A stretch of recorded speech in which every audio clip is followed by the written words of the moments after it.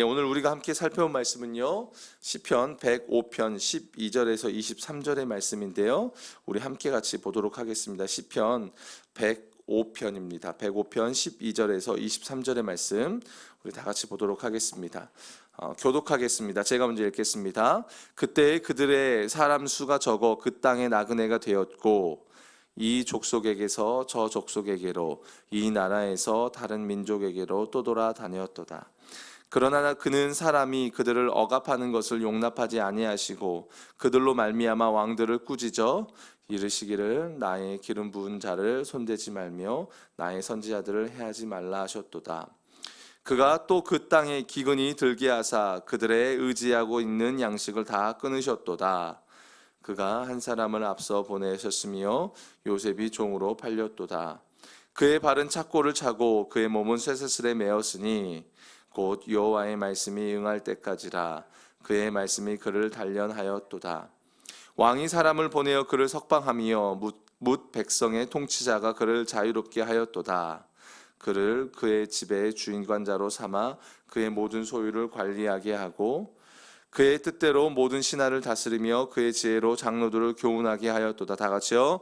이에 이스라엘이 애굽에 들어가며 야곱이 함의 땅의 나그네가 되었도다. 아멘.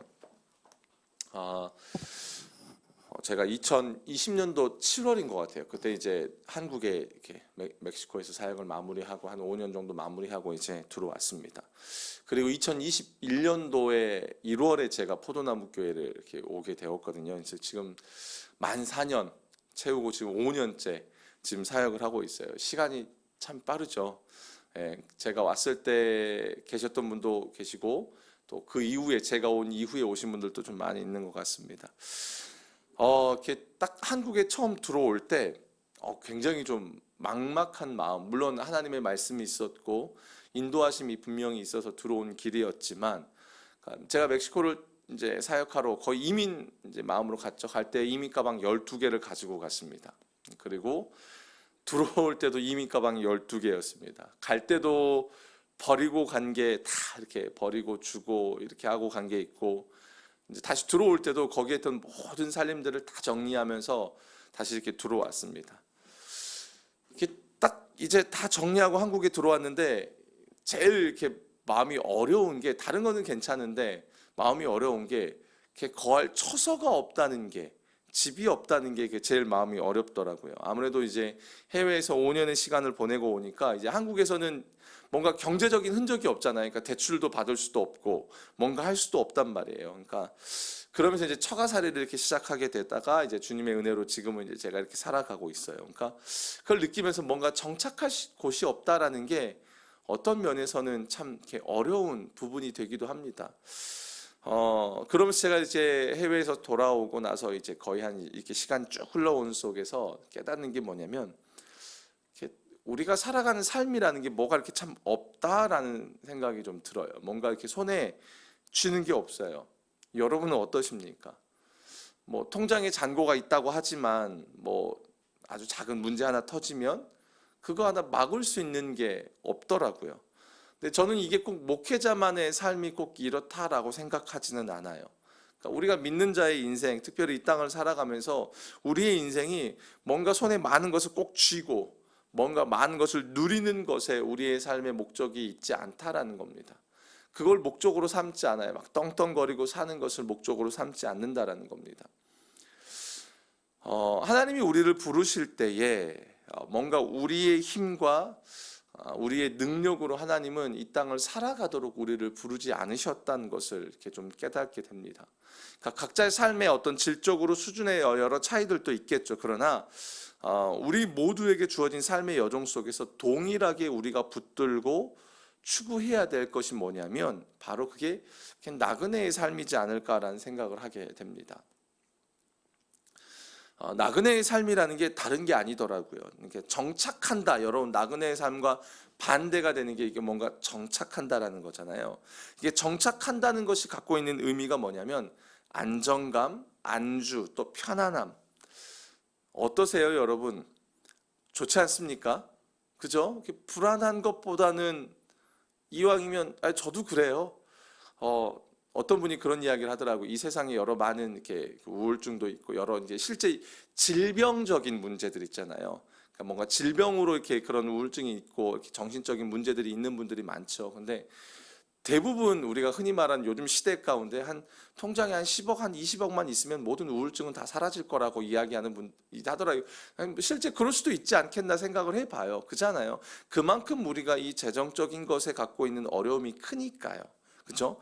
뭔가 안정적이면 좋지 않냐라는 거죠. 그죠? 저도 그랬으면 좋겠어요. 뭐 한 통장에 한 20억만 있으면 뭐 큰 고민은 없을 것 같다는 생각도 해봐요. 뭐 그냥 그렇게 하는 이야기죠. 근데 뭐냐면 실제 우리가 사는 삶을 하나님이 우리를 그렇게 이끌지 않으신다는 겁니다. 왜냐하면 안주하는 순간 우리는 그 다음이 어떻게 될 걸 우리는 알아요. 우리도 알죠. 우리가 어디에 안주하고 안정감을 누리는 순간 우리는 하나님을 놓쳐버리기 때문입니다. 여러분 창세기 33장에 보면 야곱이 그 자기의 삼촌을 이제 삼촌의 집에서 떠나 나오면서 라반의 집에서 떠나 나오면서 돌아올 때에 세겜 땅에 잠시 머물게 됩니다. 17절에 보게 되면 숫곳에 이르러 자기를 위해 우릿간을 지었고 세겜 성읍에 장막을 쳤다라고 말합니다. 그러니까 야곱은 삼촌 라반의 집에서 돌아오면서 가나안 땅으로 가야 하는데 그 여정 속에 세겜 땅이 너무 좋은 거예요. 그래서 거기에서 안정감을 느끼고 거기에 장막을 짓는 순간에 여러분 어떤 일이 벌어지는지 아시죠? 그의 딸 디나가 이제 그 땅의 아름다운 모습이 너무 좋은 거예요. 돌아다니다가 세겜의 아들, 그 추장의 아들에게 부끄러운 일을 당하면서 그로 인해서 또 그의 아들들이 피해 보복을 하는 일들이 벌어지게 됩니다. 그리고 결국은 다시 가나안 땅으로 돌아오게 되는 거예요. 그러니까 야곱의 삶은 목적지가 있는 삶입니다. 다른 말로 할까요? 아브라함을 비롯한 믿음의 사람들은요, 여러분 다 목적지가 있습니다. 목적지가 있는 삶을 삽니다. 그렇기 때문에 그 목적지에 도달하기 전까지의 인생은 철저하게 나그네의 삶이라는 겁니다. 오늘 본문이 그걸 이야기해 줍니다. 오늘 본문에서도 아브라함과 그의 후손들의 인생이 나그네가 되었다라고 말을 합니다. 이 족속에게 저 족속에게로 떠돌아다녔다. 여러분 이 말을 들으면 참 잔인하다는 생각이 들지 않습니까? 그렇지 않습니까? 여기저기 떠돌아다닌다. 이게 참 우리의 마음을 어렵게 하는 부분이거든요. 어떨 때 보면 믿음으로 사는 삶이 참 어렵게 느껴지는 이유가 이런 부분인 것 같습니다. 오늘 본문이 그렇습니다. 지금 시편 기자가 어떤 상황에 처해 있는지 정확히는 모릅니다. 그런데 시편 기자는 이스라엘의 초창기의 역사를 지금 회고하고 있는 거예요. 중요한 건 뭐냐면 역사를 회고하는 것으로 끝나지 않습니다. 그 역사 속에 하나님의 돌보심과 하나님의 섭리가 있다. 이걸 이야기하고 싶은 겁니다.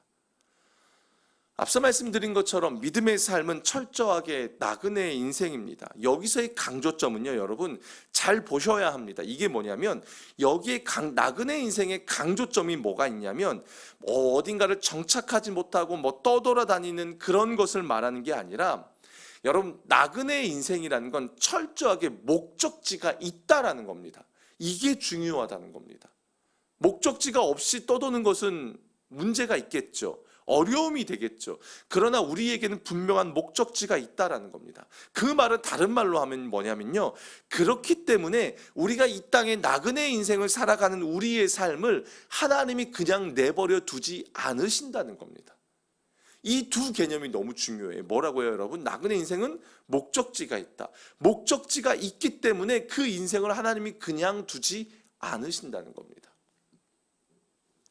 오늘 본문에서도 여러분 그 이야기라는 거 14절에 보면 그러나 그는 사람이 그들을 억압하는 것을 용납하지 아니하시고 그들로 말미암아 왕들을 꾸짖어 이르시기를 나의 기름 부은 자를 손대지 말며 나의 선지자들을 해하지 말라. 여러분 창세기에 보면 우리가 알고 있듯이 아브라함의 이야기가 나옵니다. 정말 아브라함은 나그네의 삶을 삽니다. 그런데 성경은 아브라함의 이야기를 하면서 철저하게 그의 인생이 하나님의 손에 붙들린 인생이다라고 말해요.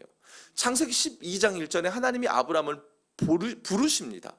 여러분 부르셨다는 건 부르신 분의 목적과 뜻이 있다는 것이고 부르셨기 때문에 책임을 지는 거죠. 이런 거죠. 여러분, 밥 먹자고 할 때 누가 먼저 밥 먹자고 이야기하면 보편적으로 누가 쏘는 겁니까? 부른 사람이 쏘는 거죠. 이게 우리 인간 사이 속에 도덕이지 않겠습니까? 불러놓고 네가 싸, 그럼 이거는 그죠? 아니죠. 이런 개념 쉽게 여러분들에게 이해시키려고 하는 거지만, 하나님이 부르셨다는 것은 하나님이 그 나그네의 인생을 책임진다는 것입니다. 요셉의 이야기도 마찬가지입니다. 요셉이 여기저기 끌려다닙니다. 우리는 흔히 요셉을요, 꿈의 사람이라고 이야기합니다. 그러면서 요셉처럼 꿈꾸라고 말합니다. 여러분, 잘 생각해 보세요. 꿈을 꾸고 싶다고 여러분 꿈이 꾸어집니까? 아, 나 오늘은 로또 꿈을 꿀까? 꿈이 꾸어집니까? 잠잘 때? 아니잖아요. 그 이야기를 하는 것이 아닙니다. 꿈은 하나님이 주시는 거죠. 요셉은요, 꿈의 사람이 아닙니다. 여러분, 그걸 좀 잘못 우리는 풀어가는데요. 우리는 그냥 요셉이 총리가 되니까 꿈의 사람 이렇게 연결시켜 가는데 그렇지 않아요. 여러분, 오늘 본문을 보면 요셉은 종으로 팔렸다고 말합니다. 발에 착고를 차고 몸에 쇠사슬이 매었다라고 말합니다. 그러니까 요셉도요, 철저하게 아브람과 같이 어디에 정착하지 못하는 나그네 인생이었고 여기저기 끌려다니는 인생이었다는 겁니다. 그런데 그 요셉의 인생에서 하나님이 강조하고 싶은 게 뭔지 아십니까? 여러분, 17절에 보면 그가 한 사람을 앞서 보내셨다라고 말합니다. 요셉의 인생이요, 겉으로 볼 때는 이 착고의 차이고 몸에 쇠사슬이 매이는 인생일진 모르겠지만, 요셉은 철저하게 하나님이 앞서 보내신 인생이라는 겁니다. 하나님이 약속하셨고 하나님이 계획하신, 또 그 계획에 따라 하나님이 미리 보내신 인생이더라라는 겁니다. 그리고 하나님이 그를 향해 이런 목적과 계획이 있기 때문에 요셉을 그냥 두지 않으시고 오늘 말씀에 보면 말씀이 응할 때까지 말씀으로 그의 삶을 단련시켰다라고 이야기하는 겁니다. 사랑하는 여러분, 우리는 모두 믿음의 사람으로 부름을 받았습니다. 그래서 우리의 인생은 영적인 나그네의 인생을 사는 겁니다. 중요한 것은요, 어떤 사람은 아브람처럼 나그네 인생을 사는 사람이 있을 겁니다. 어떤 사람은요, 이삭처럼, 어떤 사람은 야곱처럼, 어떤 사람은 요셉처럼 각자 살아가는 삶의 내용과 모양은 다를 수 있을 겁니다. 근데 중요한 건 뭐냐면, 우리는 어딘가에 정착해서 마치 이 야곱이 창세기 33장에서 실수한 그런 모습, 그게 아니라 내 목적과 내 유익을 위해 사는 것이 아니라 하나님이 정하신 믿음의 가나안 땅을 향해 우리는 달려가는 자들이라는 겁니다. 신약에서 바울이 그걸 뭐라고 하죠? 표대를 향해 우리는 달려간다는 겁니다. 그렇다면 우리가 표대를 위해 달려가는 그 삶이 때로는 내 것을 주장하지 않고 뭔가 붙잡지 않은 인생이라고 했잖아요. 그런 가운데 그럼 우리의 삶을 하나님이 그냥 내버려 두시느냐? 그렇지 않다라는 겁니다. 우리를 이 땅에 나그네로 부르셨다는 건 다른 말로 하면 목적지와 계획을 갖고 우리를 부르셨다는 것은 그 부르신 분이 우리의 인생을 돌보고 책임지신다라는 겁니다. 그래서 오늘 말씀에 이런 14, 15절에 그들을 용납하지 않고 또 해하지 않도록 하나님이 지키시고 붙들었다라고 이야기하는 겁니다. 사랑하는 여러분, 우리는 하나님 나라의 영광을 위해 이 땅에 부름받은, 하나님의 부르심을 받은 자들이라는 겁니다. 우리는 이 땅을 목적으로 삼지 않습니다. 그러나 필연적으로 우리는 이 땅을 살아가기 때문에 우리는 우리의 삶이 때로는 내 뜻대로 펼쳐지지 않고 때로는 발에 착고를 차는 순간 같은 그런 순간이 올 때도 있습니다. 쇠사슬과 같은 인생의 문제를 얽매일 때도 우리는 분명히 있습니다. 그러나 여러분, 기억해야 할 것은 뭐냐면 그런 우리의 인생을 누가 부르셨냐는 겁니다. 하나님이 부르셨다는 겁니다. 그렇기 때문에 그런 가운데도 하나님이 우리를 돌보시고 우리를 붙들어 주시고 보호하신다라는 겁니다. 이게 다른 말로 하면 우리의 인생은 하나님의 주권 아래에 있다는 겁니다. 사랑하는 여러분, 믿는 자의 인생이 복된 이유가 바로 거기에 있습니다. 비록 이 땅을 살아가지만, 나그네처럼 살아가지만 우리는 하나님께 속해 있다는 것, 여러분, 이게 가장 중요한 겁니다. 우리가 좋아하는 찬양 중에 모든 것이 은혜, 그 찬양 있잖아요. 나그네처럼 살아가지만 모든 것이 은혜인 이유는 우리의 손이 하나님께 붙들려 있다라는 겁니다. 사랑하는 여러분, 믿음의 삶은 세상적인 삶과 다릅니다. 믿음의 삶은 우리의 믿음의 대상이신 하나님을 바라보며 그분의 이끄심과 그분의 인도 부르심과 이끄심에 철저하게 반응하는 삶이 바로 여러분 믿음의 삶입니다.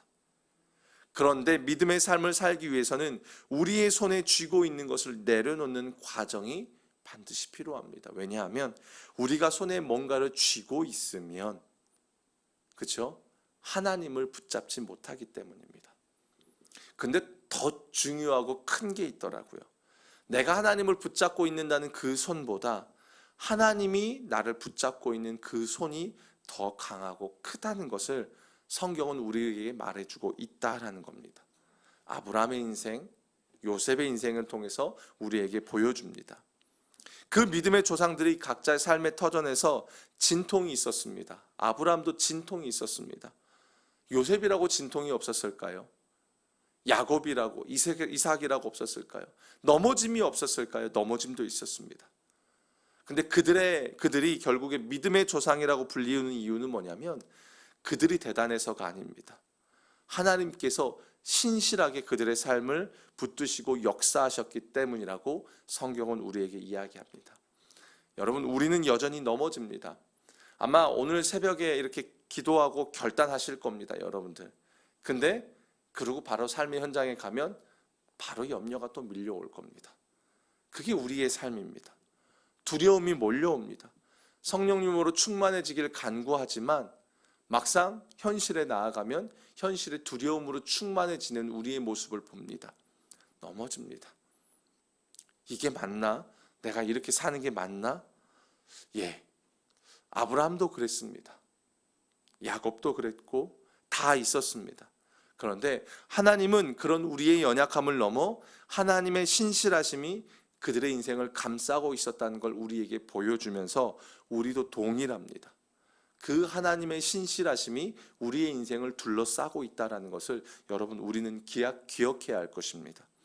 오늘 본문에서 사람의 수가 적어 나그네가 되었고 떠돌아다녔다라고 말하지만 하나님이 그들을 억압하는 것을 용납하지 않으시고 그들로 말미암아 왕들을 꾸짖었다는 것을 여러분 기억하시길 바랍니다. 나의 기름 부은 자를 손대지 말며 하나님의 간섭하심이 있었다는 것, 여러분 그 간섭하심을 느끼고 깨닫는 것이 여러분 은혜입니다. 아멘이십니까? 지난 주일날 사역을 마치고 아내랑 집에 가면서 이런저런 이야기를 나눴어요. 근데 그날 주일날 하루를 잘 보냈어요. 우리 청포도 아이들과 이렇게 교제 시간 가지면서 막 웃고 잘 보내고 돌아갔어요. 근데 그게 은혜라는 걸 깨달았어요. 그 하루를 그렇게 보낼 수 있다라는 것. 그러면서 그 속에서 내 인생을 돌보시고 붙들고 계시는 하나님의 손길이 있었다는 걸 깨달았어요. 그냥 내가 그런 시간을 보낸 게 아니라는 걸 알았습니다. 맞죠, 여러분? 그 하나님의 간섭하심과 돌보심을 발견하는 게 은혜이고 그게 우리의 신앙의 성숙함이지 않을까 생각을 하게 됩니다. 하나님의 간섭하심이 여러분의 삶에 느껴지길 여러분 바랍니다. 그 은혜를 누리시길 바랍니다. 때로는 여러분의 선택에 제동이 걸릴 겁니다. 여러분이 선택하는 것마다 하나님이 막으실 때도 있을 겁니다. 때로는 여러분을 막 몰아치실 때도 있을 것입니다. 때로는 여러분 손에 아무것도 쥔 것이 없어서 낙심이 되는 순간도 있을 겁니다. 그런데 여러분 그 모든 것이 하나님의 간섭하심이라는 것을 여러분 기억하시면서 하나님께서 이미 승리하셨고 이미 우리로 하여금 그걸 누리게 하는 과정 속에 있다라는 것을 여러분 기억하시면서 조금만 더 버티셨으면 좋겠습니다. 제가 지난 주간에 휴가를 다녀왔습니다. 부산에 좀 갔습니다.